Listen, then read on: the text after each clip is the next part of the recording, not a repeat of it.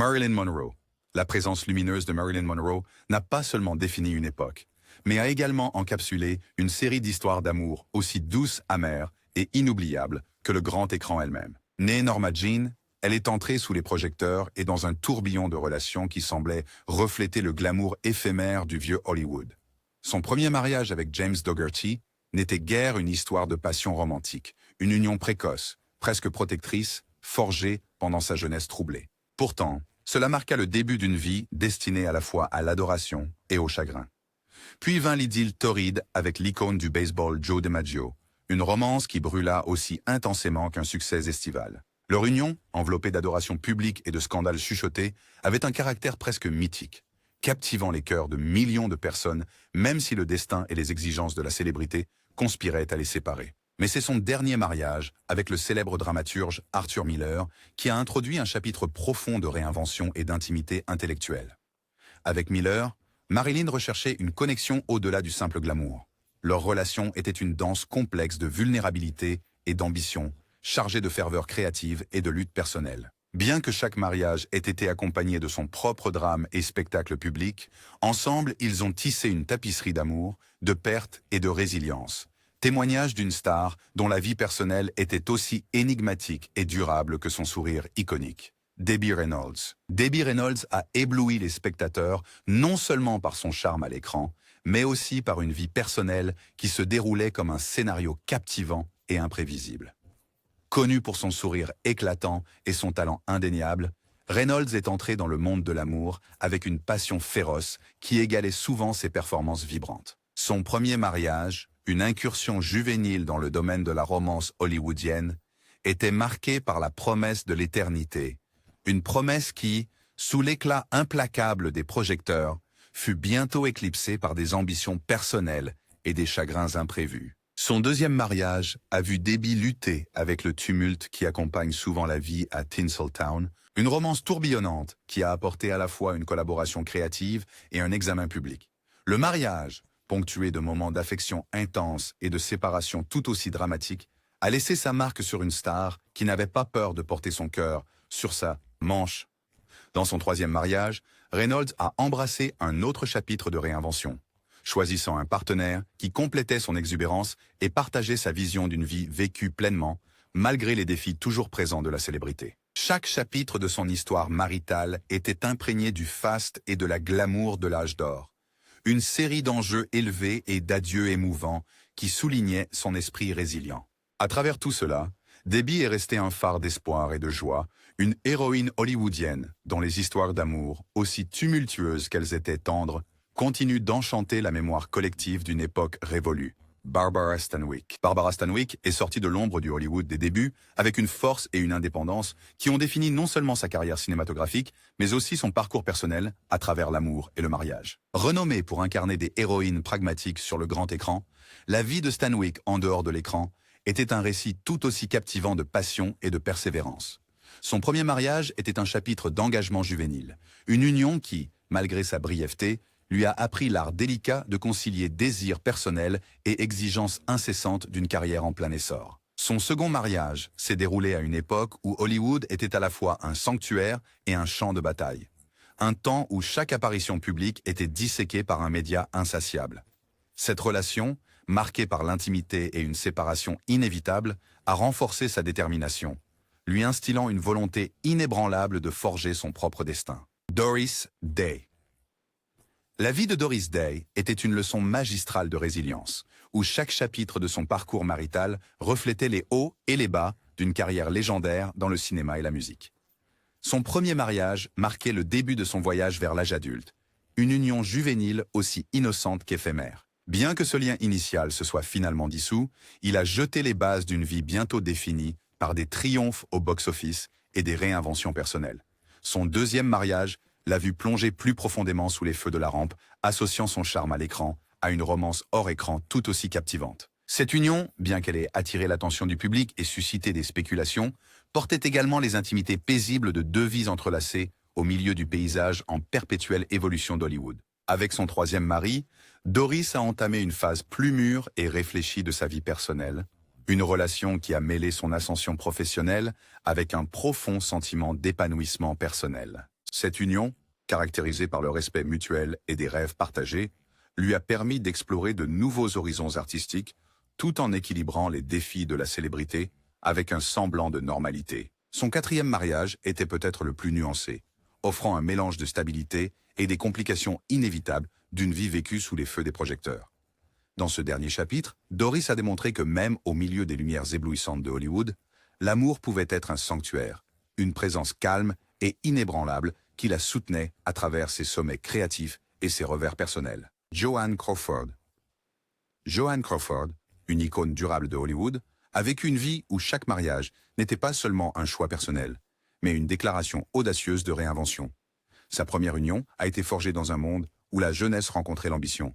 Un mariage qui, bien que bref, a posé les bases d'une carrière définie par la ténacité et la transformation. Dans le creuset du Hollywood des débuts, Joan a appris que l'amour et l'ambition marchaient souvent sur une corde raide. Son deuxième mariage l'a menée dans une époque de glamour accru et de surveillance publique. Cette relation, marquée à la fois par la passion et par les exigences implacables de sa montée vers la célébrité, reflétait la dualité de son existence. Une personnalité glamour à l'écran associée à une vie personnelle tumultueuse mais transformatrice. Alors que les caméras crépitaient et que le monde regardait, cette union devint un autre chapitre dans un récit de réinvention continue. Le troisième mariage vit Joan embrasser un chapitre plus nuancé de sa vie, une période où la croissance personnelle s'entremêlait avec la professionnelle. Réinvention. Malgré les tensions inévitables et l'éclat toujours présent des projecteurs de Hollywood, cette union lui a permis d'explorer de nouvelles dimensions d'elle-même, équilibrer l'adoration du public avec les batailles privées de son cœur. Son quatrième mariage, comme les précédents, était le reflet de la femme en évolution derrière l'icône. Rôle. C'était un partenariat qui, bien qu'il n'ait pas été à l'abri des défis de la renommée et des différences inévitables qui émergent avec le temps, a finalement ajouté une autre dimension à sa personnalité complexe. Chacun des mariages de Joan Crawford reste un témoignage de sa quête incessante de réinvention de soi, un voyage qui reflétait le monde dynamique et en perpétuel changement d'Hollywood lui-même. Rita Hayworth. La vie amoureuse de Rita Hayworth se lisait comme une saga cinématographique où chaque mariage introduisait un nouvel acte rempli à la fois de glamour et de drame personnel.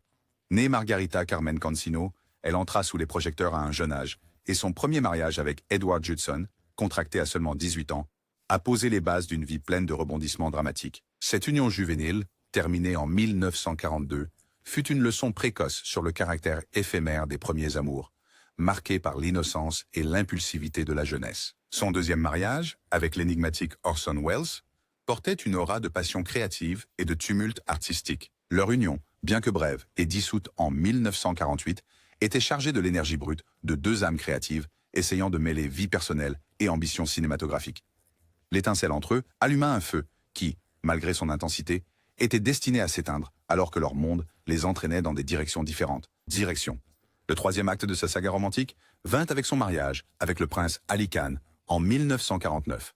Une union qui éleva son statut à celui d'une princesse hollywoodienne. Pourtant, même cette liaison de contes de fées n'a pas échappé aux pressions de la vie publique, et en 1951, l'éclat royal a commencé à s'estomper, laissant derrière lui un souvenir doux amer du glamour perdu face à la réalité. Son quatrième mariage, avec le chanteur à la voix douce Dick Haymes, était caractérisé par un mélange enivrant de passion artistique et de discorde personnelle, se terminant par un divorce en 1955. Enfin, son cinquième et dernier mariage avec le producteur James Hill, qui s'est terminé en 1961, marqua le dernier chapitre d'une vie aussi richement nuancée que les rôles qu'elle jouait à l'écran. Chaque mariage dans la vie de Rita Hayworth était une vive touche de pinceau sur une toile qui dépeignait à la fois les sommets lumineux et les ombres inévitables des romances du vieux Hollywood.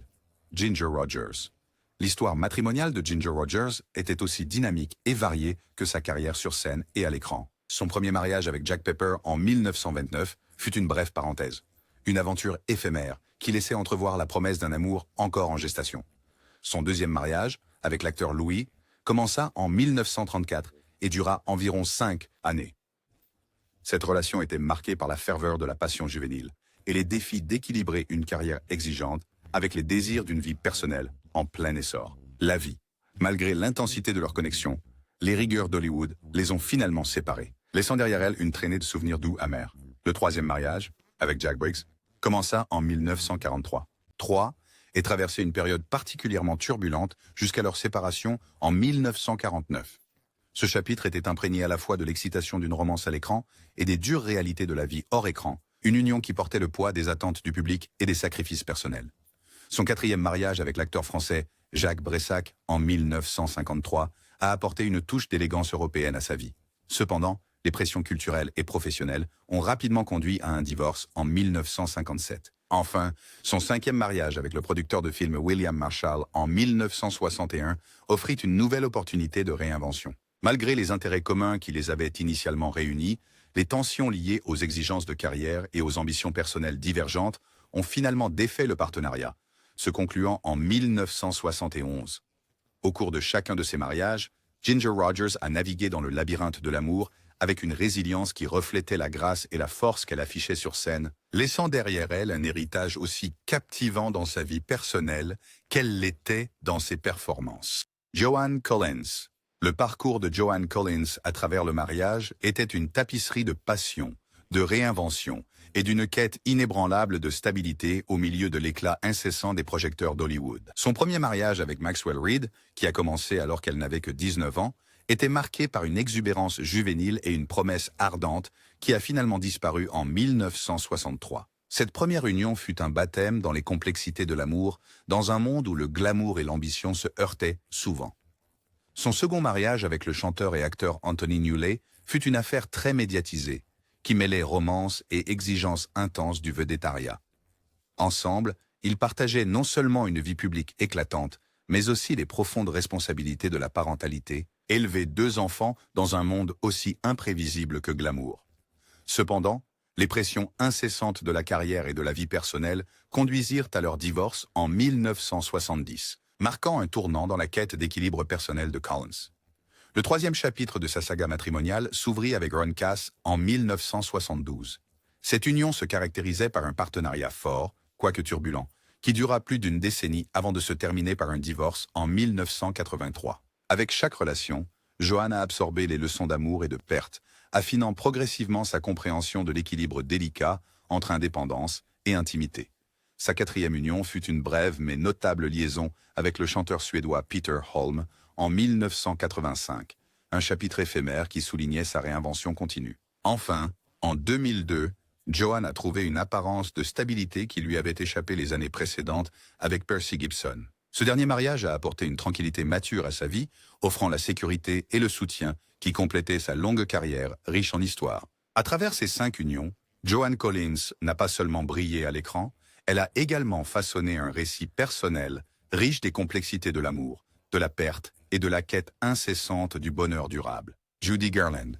La vie amoureuse de Judy Garland était aussi dramatique et complexe que les rôles inoubliables qu'elle incarnait sur scène et à l'écran. Son premier mariage avec le compositeur David Rose, une union qui n'a duré que 3 ans jusqu'en 1944, a posé les bases d'une vie où la passion personnelle s'est souvent croisée avec la pression professionnelle. Bien que leur temps ensemble ait été marqué par une collaboration créative et des moments tendres, il s'est avéré trop fragile face aux exigences implacables du monde du spectacle. Presque remise de son premier chagrin d'amour, Judy entama son deuxième mariage avec le réalisateur Vincent Minnelli en 1945, une collaboration qui non seulement a redéfini sa carrière, mais lui a également offert le précieux cadeau de la maternité sous la forme de sa fille, Liza Minnelli. Leur relation, qui a duré jusqu'en 1951, était un mélange de brillance artistique et de turbulence personnelle, car le style visionnaire de Minnelli inspirait autant qu'il entrait en conflit avec la nature sensible de Judy. Son troisième mariage avec Sid Luft a commencé en 1952 et s'est prolongé jusqu'en 1965, enveloppant Judy dans une longue période à la fois de stabilité et de lutte. Cette union, plus pragmatique dans son approche, a navigué parmi les défis de la célébrité et des démons personnels. En 1965, un quatrième mariage controversé et de courte durée avec l'acteur Mark Herron, d'une durée de seulement 5 mois tumultueux, souligna encore plus la volatilité qui semblait accompagner chacun de ses pas. Enfin, en 1969, le dernier mariage de Judy avec Mickey Deans arriva à un moment où les pressions incessantes de sa vie avaient finalement fait des ravages. Leur union s'est terminée tragiquement, car elle est décédée seulement 3 mois plus tard, laissant derrière elle un héritage de chagrin et d'espoir mêlé à la magie du cinéma. Gloria Swanson. La vie légendaire de Gloria Swanson est À Hollywood était parallèle à une histoire matrimoniale tout aussi mouvementée qui s'étendait sur des décennies et défiait les conventions. Son premier mariage avec l'acteur Wallace Beery, de 1916 à 1919, l'a introduite aux dynamiques tumultueuses de l'amour au milieu de l'industrie cinématographique en essor. Cette première union fut la première de nombreuses autres qui allaient définir sa relation complexe avec l'engagement. Son second mariage avec le restaurateur Bear Kay apporta la joie supplémentaire et le défi de la maternité lorsqu'ils accueillirent une fille dans leur vie avant que leur relation ne se termine finalement en 1922. Déterminé à tracer son propre chemin, le troisième mariage de Gloria avec l'aristocrate français H.R. Windils a commencé en 1925. Bien que teinté de l'élégance et de la promesse d'une romance royale, ce mariage n'était pas à l'abri des tensions de la haute société, se terminant par un divorce d'ici 1931. Non découragé, le quatrième mariage de Gloria avec l'acteur sportif Michael Farmer commença en 1931. Cette relation, marquée par un mélange de charisme à l'écran et de complications hors écran, a duré jusqu'en 1934, avant que les pressions de la célébrité et des ambitions divergentes ne conduisent à sa dissolution. En 1945, une brève union avec l'homme d'affaires William Dovey ajouta un autre chapitre éphémère à sa saga personnelle. Enfin, en 1976, Gloria entama son sixième et dernier mariage avec l'écrivain William Dewey, un partenariat qui dura jusqu'à sa mort en 1983. À travers ces 6 unions, Gloria Swanson navigua dans le labyrinthe de l'amour avec un esprit indomptable, chaque mariage étant une illustration vivante de la vie glamour, mais souvent tumultueuse qui définissait le vieux Hollywood. Eddie Lamar. L'histoire romantique de Eddie Lamar était aussi innovante et imprévisible que ses contributions légendaires au cinéma et à la technologie. Son premier mariage avec Fritz Mandel en 1933 a été entaché par des circonstances oppressives, se terminant en 1937 et donnant un ton sombre à ses premières années d'adulte. Déterminé à redéfinir son destin, Eddie est passé à autre chose et, en 1939, a épousé le scénariste Gene Murray. Leur union, bien que créative et pleine de promesses, s'est dissoute en 1941, reflétant la nature capricieuse de l'amour dans une industrie qui valorisait plus la réinvention que permanence. En 1943, elle entama son troisième mariage avec l'acteur John Loder, une union qui donna naissance à leur fille Denise, mais se termina finalement par des différences irréconciliables, aboutissant à un divorce en 1947. Pas facilement abattu par un chagrin d'amour, le quatrième mariage de Eddie avec le propriétaire de nightclub Teddy Stoffer commença en 1949. Cependant, en 1952, les pressions de l'équilibre entre sa persona publique et sa vie privée conduisirent à un autre divorce. Son cinquième mariage, avec le magnate du pétrole W. Howard Lee, en 1953, marqua la plus longue période de stabilité dans sa tumultueuse carrière matrimoniale, durant jusqu'à 1960. Cette union apporta un rare sentiment d'équilibre au milieu du tourbillon de sa vie, offrant à Eddie un avant-goût de la constance qu'elle souhaitait si ardemment désirer. Pourtant, en 1963, elle s'est engagée dans son sixième et dernier mariage avec l'avocat Louis J. Boy, un partenariat bref qui s'est terminé par un divorce en 1965. Au-delà de l'écran d'argent, l'héritage de Eddie Lamar est celui de la brillance et de la résilience. Sa série de mariages faisant écho à l'esprit inventif, en constante évolution, qui fait d'elle une véritable pionnière, à la fois dans le cinéma et la technologie. Magda Gabor. Le parcours amoureux de Magda Gabor était aussi envoûtant et imprévisible que les cercles glamour qu'elle fréquentait. Son premier mariage avec John Baskey en 1937 fut un début poignant, une union qui se termina tragiquement avec sa mort en 1944, laissant une marque indélébile sur sa tendre cœur. Peu après, en 1946, elle a épousé le dramaturge William Rankin, une brève aventure qui a duré moins d'1 an, suggérant l'esprit agité qui allait définir sa vie. En 1949, Magda a contracté son troisième mariage avec l'avocat Sidney Robert, Warren. Cependant, la relation s'est avérée de courte durée, se dissolvant avant 1950. Déterminée à trouver l'amour durable, elle s'est lancée dans sa quatrième union en 1956 avec le directeur de la construction Arthur Taniguchi, un partenariat qui a duré jusqu'à sa mort en 1967 et qui est resté son union la plus longue et la plus chérie. Cherchant encore à se réinventer, en 1970, Magda a brièvement épousé l'acteur George Sanders, bien que le mariage ait été annulé après seulement 1 mois, témoignant de sa volonté d'embrasser le risque, même lorsque les enjeux étaient élevés. Son sixième et dernier mariage avec le consultant économique Tabor Air Eli en 1972 offrit un autre chapitre d'une vie définie par la passion et la réinvention, bien qu'il se soit finalement terminé par un divorce en 1975. Tout au long, Tout au long de ces 6 mariages distincts, Magda Gabor a navigué dans le labyrinthe de l'amour avec une élégance et une détermination qui résonnaient au-delà des confins scintillants de l'élite d'Hollywood. Son héritage romantique reste une tapisserie vivante d'enchantement, de chagrin et de la quête incessante d'un amour capable de résister à l'épreuve du temps. Arlen Dahl. Le parcours matrimonial d'Arlen Dahl ressemblait à une vaste épopée hollywoodienne, marquée par la passion, la réinvention et les dynamiques changeantes de l'amour. Son premier mariage avec l'acteur Lex Barker en 1951 fut une incursion brève mais significative dans le monde glamour des unions de célébrités. Ne durant qu'environ 1 an, il prépara le terrain pour les chapitres dramatiques qui suivirent. En 1954, elle entama sa deuxième union avec Fernando Lamas, un partenariat qui non seulement approfondit sa vie personnelle, mais apporta aussi la joie de la maternité avec la naissance de son fils, Lorenzo Lamas.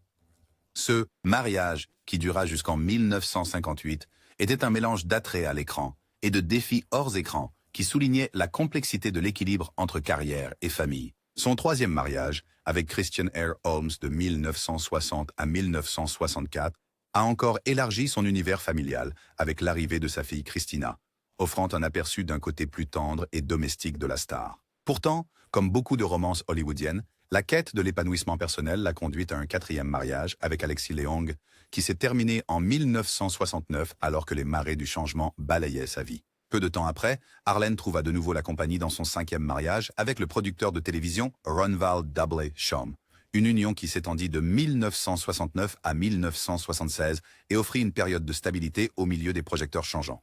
Enfin, en 1984, elle épousa le designer d'emballage Mark Rosen, une relation qui dura jusqu'à son décès en 2021. Chaque mariage dans la vie légendaire de Dahl révèle des couches de vulnérabilité, d'ambition et une recherche inébranlable d'amour au milieu des paillettes et des feux de la rampe de Hollywood. Lana Turner. La vie amoureuse de Lana Turner était aussi tumultueuse et légendaire que sa carrière cinématographique iconique, marquée par une étonnante succession de 8 mariages, chacun racontant une histoire différente de passion et de chagrin. Sa première union avec Artie Shaw en 1940 fut une brève explosion de romance ne durant que 4 mois, un départ en trombe vers une série de romances éphémères mais mémorables. Relation. Peu après, Turner se retrouva mêlée à une histoire d'amour plus compliquée, puisqu'elle fut mariée 2 fois au restaurateur Joseph Crane, les 2 unions se terminant en 1944, laissant derrière elle des échos de promesses et d'ambitions juvéniles. Son 3e mariage, avec Henry G. Topping Jr., a inauguré une période de stabilité relative jusqu'à leur divorce en 1952, marquant un moment charnière dans son récit personnel. Cherchant à se réinventer davantage, Turner entama son 4e mariage avec l'acteur Lex Barker, une union qui se termina en 1957, reflétant la volatilité inhérente d'une vie vécue sous le projecteur impitoyable d'Hollywood. Le milieu des années 1960 a apporté un autre chapitre avec le rancher Fred May, dont le mariage avec Lana de 1960 à 1962 suggérait une échappatoire plus enracinée et pastorale à la frénésie de l'industrie cinématographique. Pourtant, l'attrait de la vie nocturne l'a appelé, avec sa 6e union avec l'animateur de boîte de nuit Robert Eaton, qui s'est terminé en 1969. Son 7e mariage, avec l'hypnotiseur Ronald Dant, se terminant par un divorce en 1972, soulignait encore la nature imprévisible de ses amours. Vie. Tout au long de ses nombreuses relations, les multiples mariages de Lana Turner étaient emblématiques, à la fois des sommets éblouissants et des bas déchirants d'une star, dont la vie personnelle était aussi intensément dramatique que ses performances à l'écran. Dessa Dessa Gabor. La vie amoureuse légendaire de Dessa Dessa Gabor était un mosaïque d'unions très médiatisées et d'aventures scintillantes, chacune reflétant le glamour et l'excentricité qui définissaient son personnage. Ses premières années de mariage furent marquées par une série d'unions qui préparèrent le terrain à une vie de romance opulente. Parmi celles-ci, son mariage avec le politicien turc Burhan Asaf Belge fut une première introduction au monde de l'intrigue internationale et du charme aristocratique. Peu après, elle a épousé Conrad Hilton en 1942, une union qui, bien que relativement brève et se terminant en 1947, a élevé son statut au sein des cercles élitistes de l'époque. Hollywood. Les relations ultérieures de Zaza ont continué à captiver la fascination du public. Son mariage avec l'acteur George Sanders était emblématique de son penchant pour le drame intense, tandis que son union avec le banquier d'investissement Herbert Hüttner soulignait davantage sa capacité à naviguer à la fois dans le scintillement de la renommée et la gravité des affaires sérieuses. Plus tard, elle s'est unie en mariage avec le designer Jack Jack Ryan, puis l'avocat Michael O'Mara, chaque relation apportant un chapitre unique à sa vie légendaire. Pourtant, le joyau couronnant de sa saga romantique fut son union finale et la plus longue avec l'homme d'affaires allemand, Friedrich Prinz von Anhalt, qui a commencé en 1986 et a duré jusqu'à sa mort. Chacun des 9 mariages de Saza Gabor était un portrait vivant d'une femme n'ayant pas peur d'embrasser la passion, le scandale et le pouvoir transformateur de l'amour, laissant une marque indélébile sur l'histoire des romances les plus éblouissantes d'Hollywood. Elizabeth Taylor. L'histoire matrimoniale d'Elizabeth Taylor était aussi légendaire et multiforme que son personnage à l'écran. Une saga éblouissante d'amour, de perte et de réinvention qui a captivé le monde. Son premier mariage, à l'âge tendre de 18 ans avec Conrad Hilton Jr. en 1950, était un début de jeunesse qui annonçait les romances grandioses à venir. Seulement 2 ans plus tard, elle épousa l'acteur britannique Michael Wilding, avec qui elle partagea 2 fils, créant un récit familial qui résonnait avec à la fois passion et les pressions de la vie publique. Ce mariage se termina par un divorce en 1957, laissant une empreinte douce amère sur son héritage. Le 3e chapitre de son histoire d'amour a commencé avec le producteur de films Mike Todd en 1958, une union tragiquement interrompue par sa mort prématurée, qui a bouleversé Hollywood et marqué un tournant profond dans sa vie. En 1959, Elizabeth a cherché du réconfort et une réinvention dans son 4e mariage avec le chanteur Eddie Fisher, une relation qui a duré jusqu'en 1964 et qui était aussi tumultueuse que passionnément publique. Peut-être la plus légendaire de toutes, ses doubles mariages avec Richard Burton, ses 5e et 6e unions ont commencé en 1964 avec un divorce spectaculaire en 1974, avant de se remarier en 1975 pour finalement se séparer en 1976. Son 7e mariage avec John Warner au début des années 1980 et sa dernière union avec l'ouvrier du bâtiment Larry Fortensky, qui a duré de 1991 jusqu'à leur divorce en 1997-1996, ont chacun ajouté des couches supplémentaires de complexité à son perdurant légende. À travers ces 8 mariages avec 7 hommes différents, la vie d'Elizabeth Taylor était un témoignage de l'attrait durable et du chagrin inévitable qui définissait les histoires d'amour les plus emblématiques du vieux Hollywood. Jennifer O'Neill. La vie amoureuse de Jennifer O'Neill s'est déroulée comme un récit captivant de résilience et de réinvention, marqué par 9 mariages stupéfiants avec 8 maris différents. Sa première union avec le dirigeant d'IBM D. Rossiter de 1965 à 1971 a marqué son introduction à une vie d'attente élevée et de charme corporate, un mariage qui, bien que prometteur, a finalement cédé la place aux marées changeantes de la découverte personnelle. En 1972, elle a épousé Joseph Koster, bien que leur relation ait été de courte durée et se soit terminée en 1974, soulignant la nature souvent tumultueuse de l'amour sous les projecteurs. Le milieu des années 1975 a vu Jennifer embrasser son côté créatif avec un mariage avec le producteur et chorégraphe Nick DeNoia en 1975. Cependant, leur union n'a duré qu'1 année avant de céder la place à de nouveaux commencements. Son 4e mariage avec le parolier Jeff Barry en 1978, bien que bref avec une séparation après seulement 1 an, laissait entrevoir l'attrait magnétique de la collaboration artistique au milieu des défis personnels. En 1979, le mariage de Jennifer avec John Lear devint tristement célèbre pour un incident notable de blessure accidentelle, une étrange anecdote dans une relation qui se termina finalement par un divorce en 1983. Son union suivante avec Richard Allen Brown, s'étendant de 1986 à 1989 et se remariant plus tard en 1993 avant de se séparer, illustrait encore sa quête continuelle de stabilité au milieu du chaos de la célébrité. Un bref mariage avec Neil Elbonan en 1993 a été rapidement suivi par son 8e mariage en 1996 avec Marvin Sidney Luke Jr., une union largement décrite comme offrant une stabilité durable. Parallèlement à ses aventures matrimoniales, Jennifer a connu un éveil spirituel en 1988 qui a transformé sa vie et l'a menée à fonder une initiative d'assistance pour les anciens combattants. Chaque mariage de Jennifer O'Neill était un chapitre d'une histoire en constante évolution d'ambition, de vulnérabilité et de la quête incessante d'un amour capable de résister à l'épreuve du temps.